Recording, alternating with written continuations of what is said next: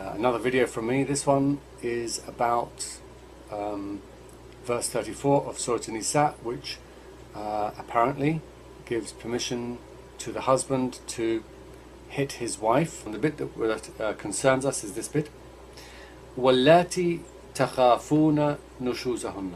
So those women who you fear their rebellion, nushuz. Now we'll talk about that in a minute. فَعِذُهُنَّ. So the first step is فَعِذُهُنَّ. Wa'ada means to sermonize, to admonish, and to talk to, to advise and warn. So speak to them, in other words. Next, وَهَجْرُهُنَّ فِي الْمَضَاجِعِ. Next is separate from them in their beds. So in other words, a trial separation, if you like. And finally, if those two steps don't work, the last one is وَضْرِبُوهُنَّ. Hit them. Okay, that's the verse. Now, let's start at the beginning. What is it that they are supposed to have done? What is the rebellion? The word nushuz linguistically means something that protrudes or rises up or pokes out. So in this context, it is understood as the wife rising up against the husband, rebelling, disobeying the husband. But what actually constitutes disobedience? Some scholars say it means leaving the house without the permission of the husband. Some scholars say it means preventing the husband from sexually enjoying her. Others say it means not beautifying herself for her husband. Some use all of these. More modern scholars try to make it appear to be more serious because they feel a little bit, I think, uncomfortable about the fact that these seem relatively trivial in this day and age.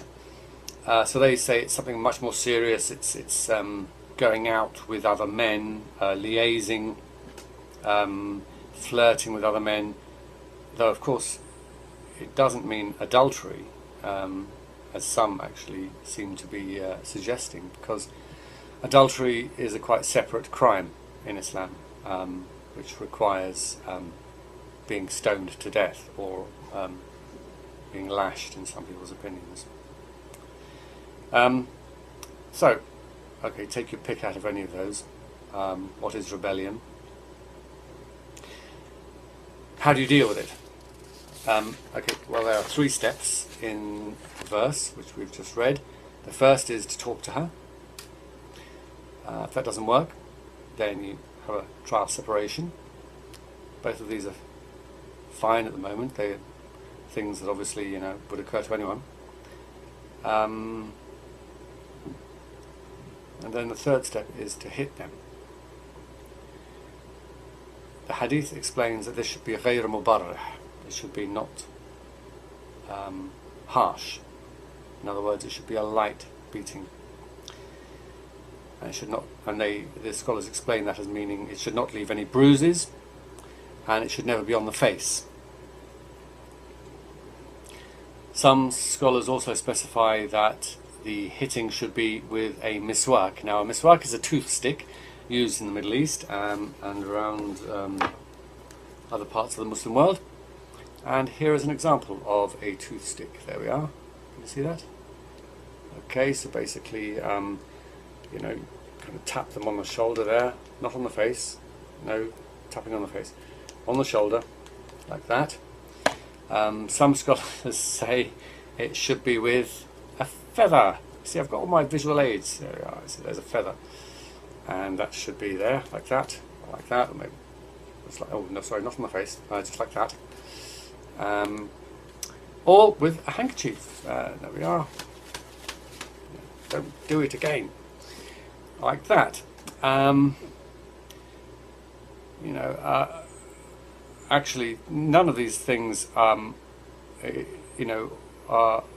specified as being the only things you can use. In fact, you can use your hand, although a lot of Muslim scholars these days try to deny that that's the case, but actually there's no specific hadith or any injunction that says you can't use the hand, and there are some scholars who say yes, you can hit them with your hand and you can use any other implement as well, and there are even hadith which prove that. So those people who say that it's only with a miswak or a feather are being a bit economical with the truth, shall I say.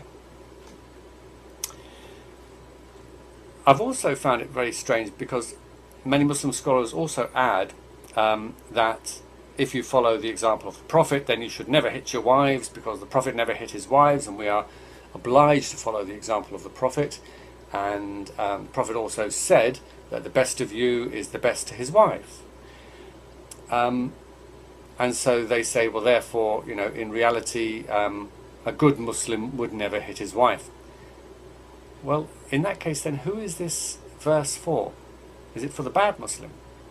Because he's the worst one to tell that you can hit your wife. Anyway, let me move on. Now, in the light of all these restrictions, some Muslims say, well, it amounts to a virtual ban. You should never really hit your wife. Then why have such a verse? Why not just ban it? As for hitting somebody with a feather, you know, or a handkerchief, or the trusty old miswak, yeah, it's just ridiculous. The whole thing is just ridiculous. I mean, try to picture it. You know, you've talked to your wife, you've separated from her, none of that has worked, and eventually say, right, okay, darling, you know, I've tried all those things, I want you just to stand still for a bit. I'm going to get my miswak, just to tap you a few times on the shoulder, not on the face or anywhere it's going to hurt. Just to tap you. There we go. 1, 2, 3, 4. I'm not sure how many times. 5, 6, 7. That should do it. What's she supposed to do? Wow, yeah. You know, when you talked to me, it didn't make any sense. When we separated, I still didn't understand. But you know, now that you've tapped me on my shoulder, it's all clear. It's ridiculous. It's absurd. I can't think of any scenario that makes this, you know, any sense. I have to give credit to the fundamentalists. I mean, I don't agree with them. I think their view is abhorrent. But I have to say, they give it to you straight. They, you know, they don't mess about. They don't give you any apologetic nonsense. They say, you know, they stand up for what they believe, and they say it straight from the hip. Hit you means hit you. And you're allowed to hit your wife, and that's it. And it just doesn't make sense. I mean, for a long time I kept telling myself, well, God knows that which I don't know. There's something which obviously I don't understand with my puny human understanding, with my limited use of reason and logic. But at the end of the day, that's what God gave me. That's all He gave me, you know.